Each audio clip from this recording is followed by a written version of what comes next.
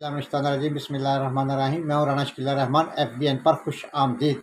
वज़ीर आज़म जनाब शहबाज शरीफ की क़यादत में बनने वाली इत्तेहादी हुकूमत ने 9,500 अरब रुपए का अपना पहला वफाकी बजट पेश कर दिया है। इस बजट से हम कोई गरीब अवाम तो यूँ डर रहे थे जैसे आसमान से स्काई लैब गिरने वाला हो। इत्तेहादी हुकूमत ने खैर से आते ही पेट्रोलियम मसनूआत में जिस तरीके से जंप लिए, 30-30 रुपये के, 60 रुपये के यकदम जंप लिए, तो डरना तो बनता ही था कि यार पता नहीं क्या होने वाला है, तो क्या हो जाएगा। तो खैर इसके पस मंज़र अवाम का नए बजट से खैफ होना एक फितरी बात थी। 9,500 अरब रुपए के मज़कूरा वफाकी बजट के बारे में कहा जा रहा है कि इसके लिए आलमी मालियाती अदारों से अरबों का मज़ीद कर्ज पकड़ना पड़ेगा। तब कहीं जाकर एक वो पंजाबी का मुहावरा है ना कि फिर जाके कितने पूरी पेगी। नाज़रीन, पाकिस्तान की आबादी इस कदर बढ़ चुकी है कि हमारे कौमी अखराजात हमारी कौमी आमदनी के मुकाबले में इतने कम हैं कि हमने दुनिया भर के मालियाती अदारों के अरबों डॉलर कर्ज में अदा करने हैं, और ये समझ नहीं आती कि ये 9,500 अरब रुपए के वफाकी बजट से मुल्क भर की ज़रूरियात कैसे पूरी की जाएंगी।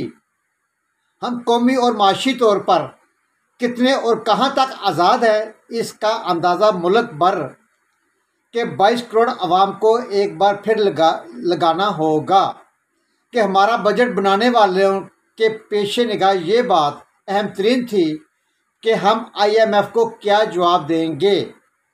इसलिए वज़ीर ख़जाना मिफ्ता इस्माइल ने बरमला कहा है कि IMF नाखुश है और मज़ीद मुश्किल फ़ैसले करने पड़ेंगे। मेरे भाइयों, तैयार रहिएगा कि वज़ीर ख़जाना साहब का ये ऐलान है कि अभी उन्हें मज़ीद मुश्किल फ़ैसले करने पड़ेंगे। ऐसे में भला कौन पाकिस्तान के गरीब ज़दा और महंगाई के मारे हुए अवाम के एहसासात को अवलीन हैसियत देगा। और फिर कहाँ रह जाती है हमारी खुद मुख्तारी। हम कोई ग़ुलाम हैं, हम कोई ग़ुलाम हैं, कहाँ है हमारी खुद मुख्तारी। ये सिर्फ नारों की हद तक तो अच्छा लगता है कि हम कोई ग़ुलाम हैं। हमारे वज़ीर ख़जाना का सितम, मतलब उनका कहका, सितम ज़रफ़ाना कहका कह लीजिएगा, कि पाकिस्तान की गरीबों को जो अच्छा नहीं लगा, गरीब की कमर मज़ीद तोड़ने की मज़ीद तैयारियां की जा रही हैं। ऐसे में वज़ीर आज़म जनाब शहबाज शरीफ के इत्तेहादी हुकूमत ने फ़ख्री ऐलान किया कि गरीब को महंगाई से बचाने के लिए हम मुल्क की 1/3 आबादी को हर माह बहुत बड़ा तीर मारा है, बहुत बड़ा, कि 2,000 रुपया दिया करेंगे। हम आपने एक मुहावरा सुना होगा नाज़रीन कि ऊँट के मुंह में ज़ीरा। ये जो 2,000 रुपये का दावा ऊँट के मुंह में ज़ीरे के मुतरादिफ़ी तो है, और ये क्या है कि हर सबका बजट की तरह ये बजट भी अल्फाज और अदाद व शुमार का एक घोरक धंधा है। बजट के सही मानों में जो ये गुत्थियों को सुलझाने और समझने वाले कितने होंगे। गरीब अवाम तो बेचारे सादा अल्फाज में हाकिम और हुक्मरान तबके से महज सुनने के मुंतज़िर थे कि ताज़ा बजट में इन्हें शायद इनकी किस्मत खुल जाए। आटा, दाल, घी, चीनी वगैरह में कितना और कहाँ तक रिलीफ मिला है। रोटी सस्ती हो जाएगी या मज़ीद महंगी। ट्रांसपोर्ट के किरायों में मज़ीद कितना इजाफा होगा। हस्पतालों में गुरबा को दुआ मुफ्त मिल सकेगी या कि नहीं।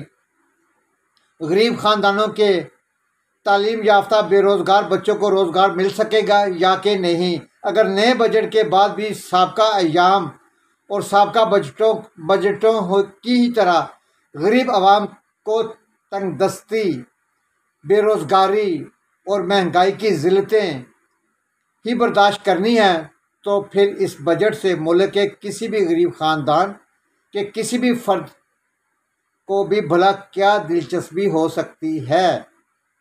9,500 अरब रुपए के इस नए वफाकी बजट में तालीम के लिए, नाज़रीन ज़रा गौर कीजिएगा, बिल्कुल लिख लीजिएगा अपने पास, कि तालीम के लिए सिर्फ 6 अरब और सेहत के लिए 12 अरब रुपए की रकूम रखी गई हैं।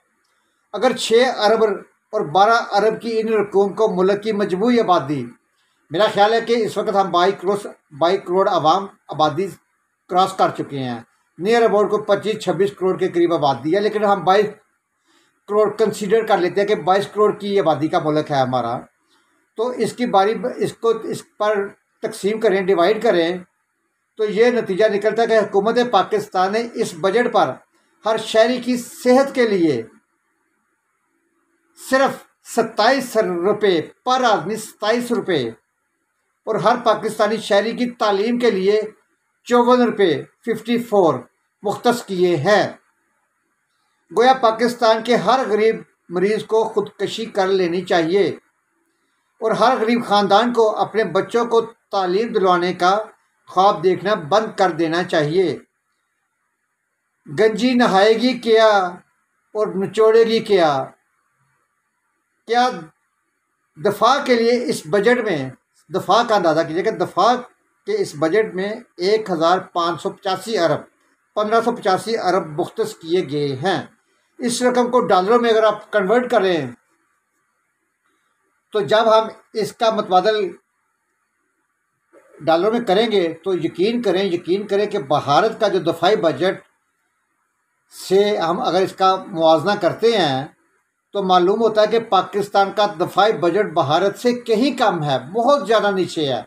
भारत का जो दफाई बजट है हम उससे बहुत नीचे हमारा दफाई बजट है, लेकिन अल्हम्दुलिल्लाह उसका शुक्र है, इसके बावजूद शुक्र है कि पाकिस्तानी फ़ौज जो भारत की आंख से आंख मिला के बात करती है, मगर इस चादर में पांव फैलाकर, पाकिस्तान के दफाई बजट तो भारत से कई कम है, मगर इस चादर में पांव फैलाकर अपने मुल्क और कौम का दफा करना, कि जैसे इतने बजट में हम दुश्मन की आंखों में आंखें डालकर हमारी आर्मी, हमारी पाक फौज बातें करती है, तो ये एक बहुत बड़ी हमें आर्मी की तरफ से हमारे लिए गिफ्ट है। और दूसरा, ये दफाई अखराजात इस कदर ज़्यादा है कि ये रकम भी मामूली नज़र आती है। ऐसे में हमारी हर हुकूमत कर्ज के लिए गैरों के सामने दस्ते सवाल दराज ना करे तो और क्या करे। हुकूमतों और हुक्मरानों के अपने भी बहुत से लातादाद लल्ले थल्ले होते हैं, पता ही जैसे कि नाज़रीन आपको, जो फजूल खर्ची का बायस बनते हैं। इसका खमियाजा भी इस मुल्क के गरीब अवाम को ही भुगतना पड़ता है। मिसाल के तौर पर मौजूदा शदीद माशी बदहाली के दौरान पूरे पाकिस्तान के सभी गरीब तबकात का एक इज्तिमाई मुतालबा सामने आया कि मुल्क के सभी मरात याफ्ता सरकारी तबकात को मिलने वाला मुफ्त पेट्रोल, डीजल और मुफ्त फ्राहम किए जाने वाली बिजली के यूनिट्स बंद किए जाएँ। जैसे कि नाजरीन, पिछले दिनों हमारा एक ऑलरेडी प्रोग्राम थोड़ा सा कामयाबी के साथ थोड़ा कहते हैं ना कि कतरे कतरे से दरिया बनता है, गरीब कुर्बानी नामंजूर, तो उसके लिए हुकूमत ने क्या किया है कि हमारे हुक्मरान तबके ने अपने मफादात पे पड़ने वाली हल्की सी ज़रूरत को भी कबूल नहीं किया। वज़ीर ख़ज़ाना ऐलान कर रहे हैं कि सिर्फ बिजली में सालाना 1600 अरब रुपए का नुकसान हो रहा है, लेकिन मसूफ सरकारी इमरात याफ्ता तबकात को मुफ्त बिजली ना देने की हिम्मत नहीं कर रहे। उनमें हिम्मत नहीं है कि वो किसी को जो मुफ्त बिजली देते हैं उनकी बंद कर दें। अलबत्ता बिजली महंगी के बम आने वाले और गरीबों पर गिरने वाले हैं।